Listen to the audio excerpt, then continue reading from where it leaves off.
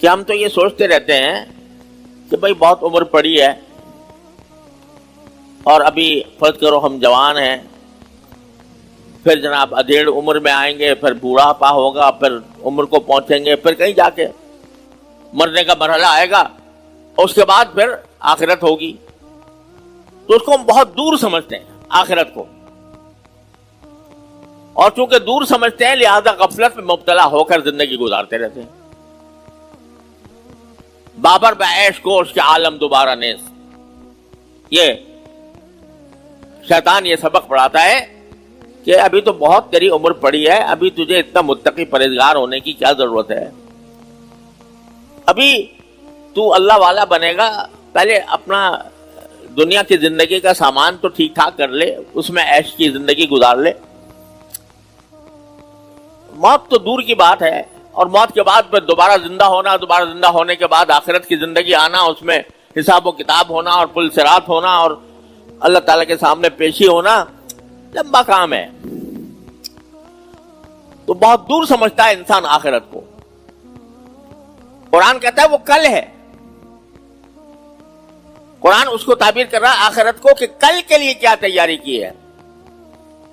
اشارہ اس طرف کرنا مقصود ہے کہ وہ آخرت جس کو تم دور سمجھ رہے ہو، حقیقت میں وہ دور نہیں ہے، وہ اتنی ہی قریب ہے جتنے کہ تم کل کو قریب سمجھتے ہو، آنے والے کل کو جتنا قریب سمجھتے ہو.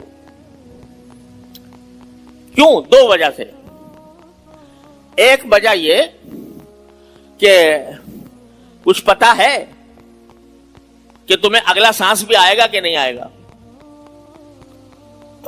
کس بات کا یقین ہے کہ ابھی موت مجھے نہیں آنی.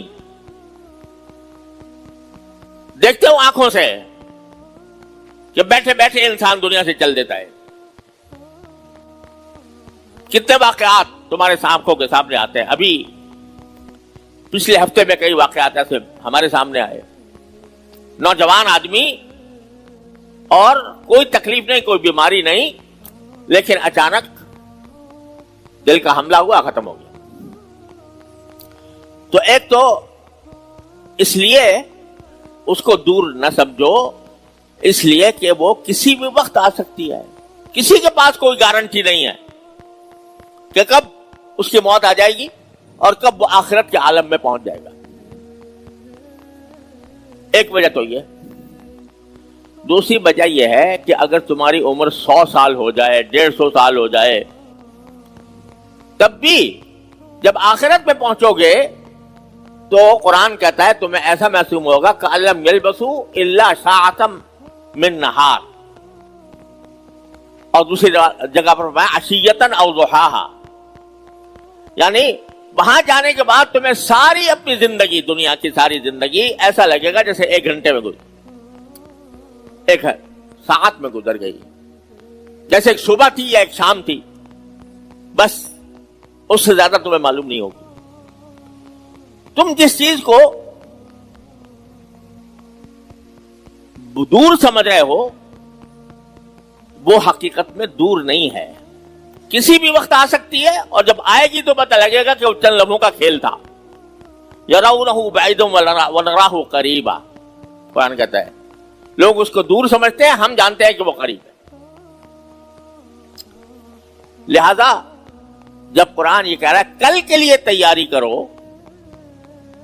یہ دیکھو کہ کل کے لیے میں نے کیا چیز آگے بھیجی ہے، یعنی کون سے اعمال میں نے بھیجے ہیں جو میرے نام اعمال میں جا کر آخرت میں میری نجات کا ذریعہ بنیں گے اور میری خوشحالی کا ذریعہ بنیں گے. اس کو ہر وقت دیکھتے رہو. بل تنظر نفس ما قدمت لغد. یہ الفاظ قرآن کریم نے استعمال فرمائے کہ کل کے لیے تیاری کرو، اور کل سے مراد آخرت. تیاری کل کے لیے کس طرح کرو، اس کا ایک بہترین نسخہ نبی کریم سرور دو عالم صلی اللہ علیہ وسلم نے ایک حدیث میں ارشاد فرمایا. رسول کریم صلی اللہ علیہ وسلم کا ارشاد ہے کہ اغتنم خمسا قبل خمس. عجیب نبوت کے نور جس سے جھلک رہا ہے وہ الفاظ ہیں کہ 5 چیزوں کو 5 چیزوں سے پہلے غنیمت سمجھو. یعنی 5 چیزیں تمہیں بتا رہا ہوں, ان کو غنیمت سمجھو قبل اس کے کہ اس کے مقابل دوسری 5 چیزیں آ جائیں. کیا ہے وہ؟ فرمایا شبابک قبل حرمک, اپنی جوانی کو غنیمت سمجھو بڑھاپا آنے سے پہلے. ابھی جوان ہو, جوانی کی حالت میں طاقت ہے, قوت ہے, کام کرنے کا اللہ تعالیٰ نے موقع عطا فرمایا ہے, لیکن انسان غفلت میں پڑا رہتا ہے کہ بھئی ابھی تو میں جوان ہوں, لہذا مجھے کچھ اتنی زیادہ فکر کی ضرورت نہیں ہے, ابھی تو میری عمر بہت بڑی ہے اور بڑھاپا آئے گا تو اس وقت دیکھے جائے گا. جوانی کو آدمی غفلت میں گزار دیتا ہے, اور غفلت میں گزارنے کی بنا پر وہ سامان تیار نہیں کرتا جو آخرت میں انسان کی خوشحالی کے لیے ضروری ہے. جوانی میں جذبات بھی ہوتے ہیں, خواہشات بھی ہوتی ہیں, اور انسان کو طرح طرح کے شوق بھی ہوتے ہیں. نبی کریم صلی اللہ علیہ وسلم کا منشا یہ نہیں ہے کہ جوانی کے جو جائز شوق ہیں ان پر کوئی پابندی لگائیں. اللہ تعالیٰ نے مباحات کا دائرہ بہت وسیع رکھا ہے کہ تم اپنی جائز ضروریات کو بھی, جائز خواہشات کو بھی اللہ تعالیٰ کے احکام کے دائرے میں رہتے ہوئے پوری کر سکتے ہو. لیکن یہ بھی ساتھ سمجھو کہ یہ قوت, یہ طاقت جو جوانی میں تمہیں حاصل ہے یہ ہمیشہ نہیں رہے گی. جوانی میں تمہیں احساس نہیں ہے کہ اگر 2 رکعتیں پڑھ لو گے نفل کی یا 4 رکعتیں پڑھ لو گے نفل کی تو آخرت میں کتنا عظیم اس کا تمہیں صلہ ملنے والا ہے. لیکن سوچتے ہو یار چلو بس ابھی ہماری جوانی کا دور ہے, جتنا تھوڑا بہت بن سکتا ہے وہ بن پڑے, باقی ہمیں کسی نفلی عبادت کی ضرورت نہیں. ایک وقت آئے گا جب اگر بوڑھے ہو گئے تو پھر نہ منہ میں دانت, نہ پیٹ میں آنت, نہ طاقت, نہ قوت. اگر اس وقت تم چاہو گے بھی کہ میں نفلی نمازیں پڑھوں تو طاقت ہی نہیں ہوگی. اس وقت چاہو گے کہ میں عمرہ کروں, حج کروں, طاقت ہی نہیں ہوگی. تو قبل اس کے کہ وہ بے طاقتی کا زمانہ آ جائے, بڑھاپے کا, اس سے پہلے جوانی کو غنیمت سمجھ کر اس کو نیک اعمال میں گزار لو.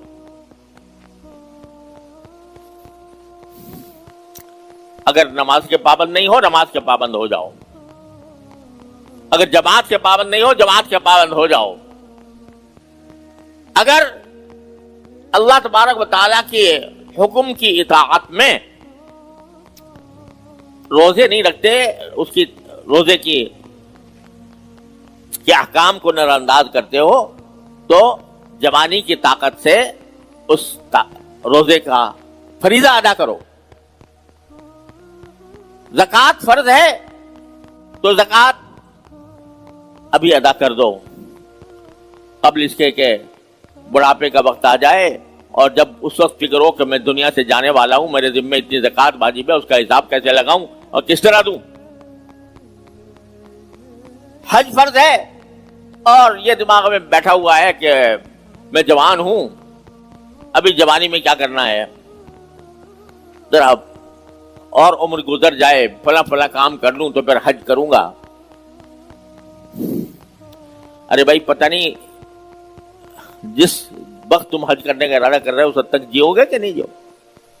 اور اگر جی بھی لیے تو بڑھاپے میں جا کر جو ہے وہ حج کی مشقتیں جوانی میں آدمی آرام سے جھیل جاتا ہے, لیکن بڑھاپے میں وہ مشقتیں اٹھانا مشکل ہو جاتا ہے.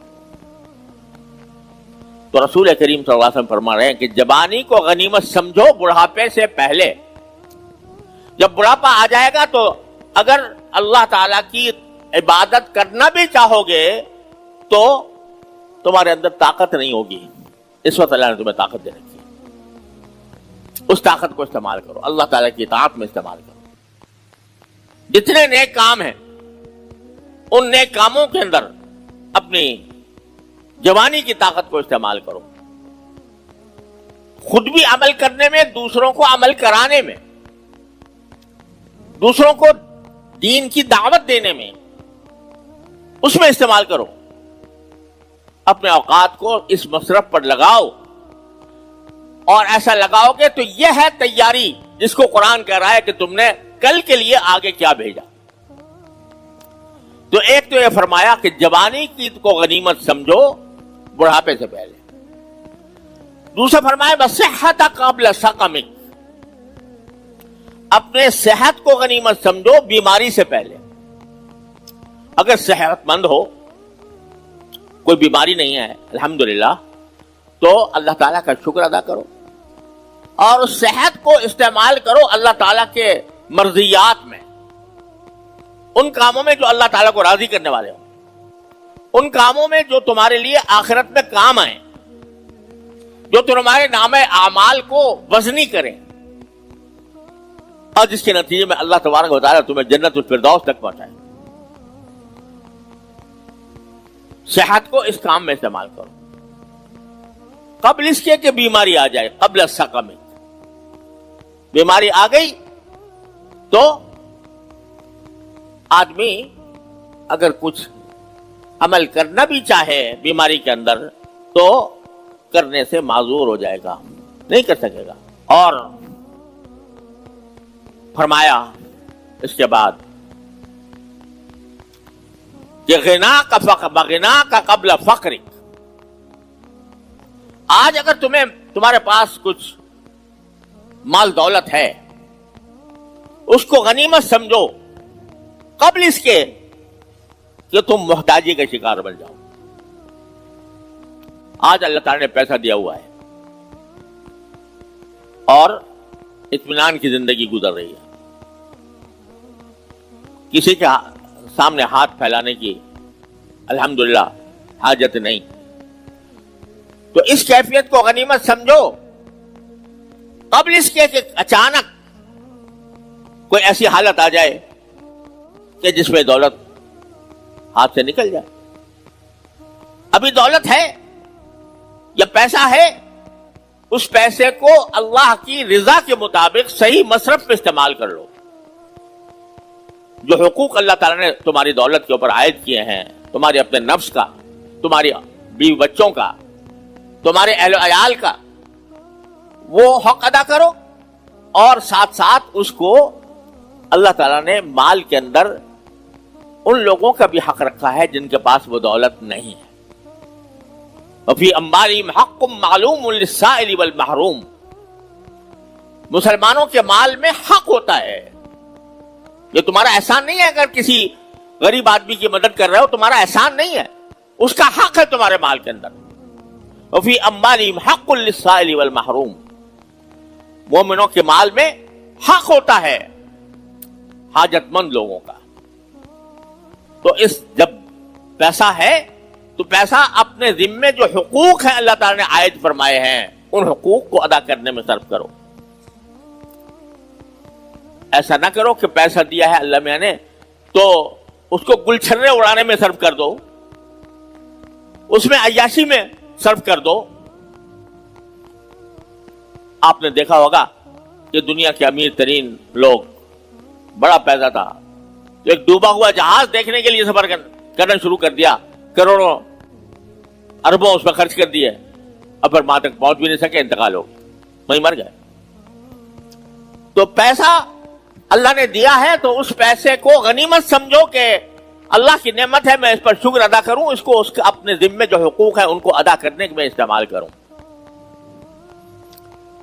اور جو لوگ اس سے محروم ہیں ان کی مدد کروں، جو مصیبت زدہ ہیں ان تک پہنچاؤں. آج فلسطین کے मुसलमान जिस साबित कदमी के साथ भूख का, फक्र और फाके का मुकाबला कर रहे हैं, अल्लाह की खातिर कर रहे हैं,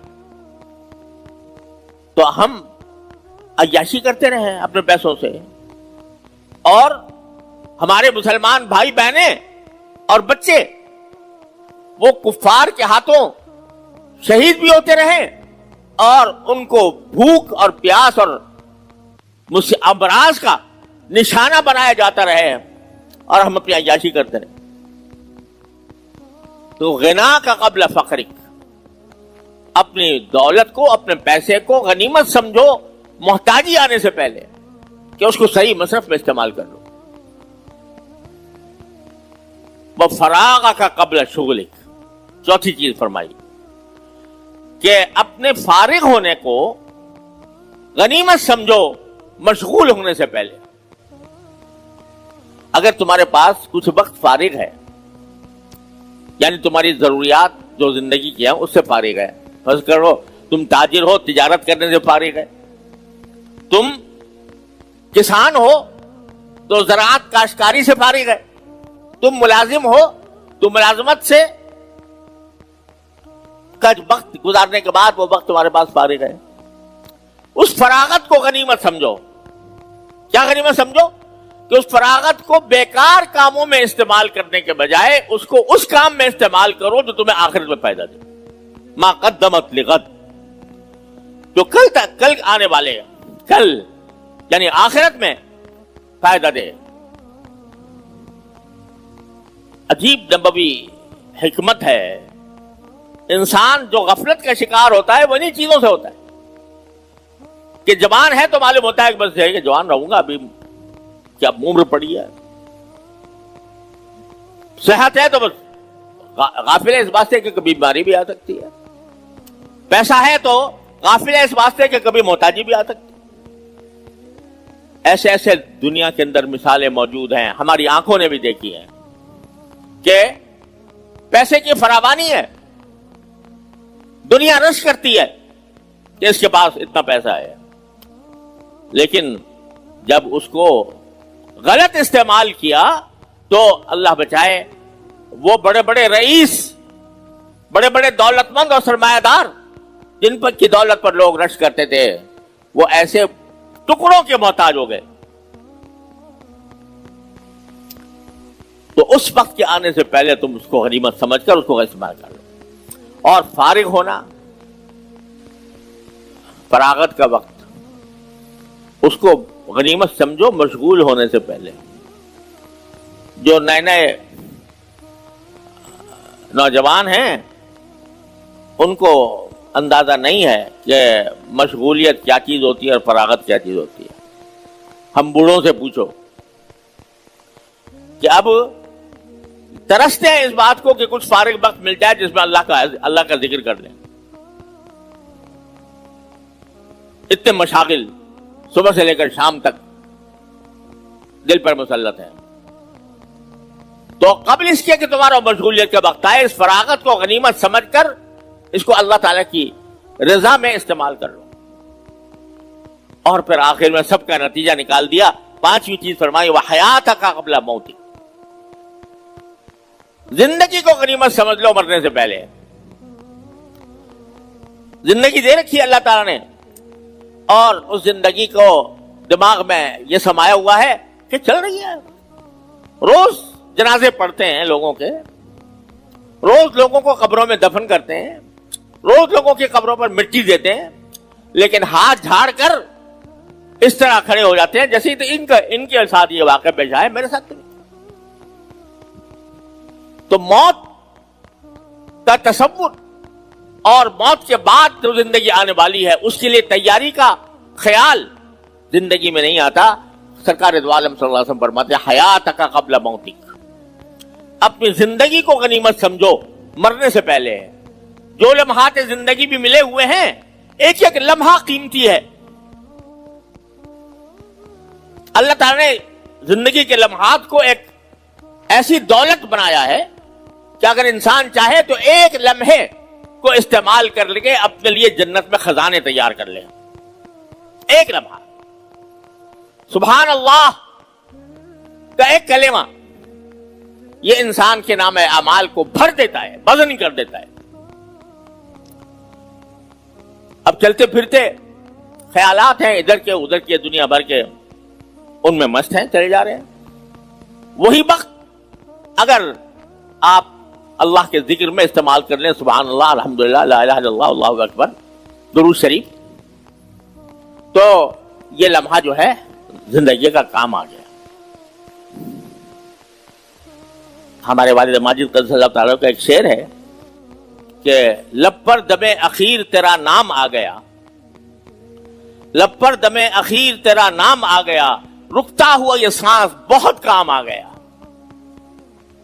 یعنی آدمی کا ایک لمحہ بھی اگر غفلت سے نکل کر اللہ کے ذکر کی طرف متوجہ ہو جائے تو بڑا کام آ گیا، ایک سانس بھی کام آ گیا. لب پر دم اخیر تیرا نام آ گیا،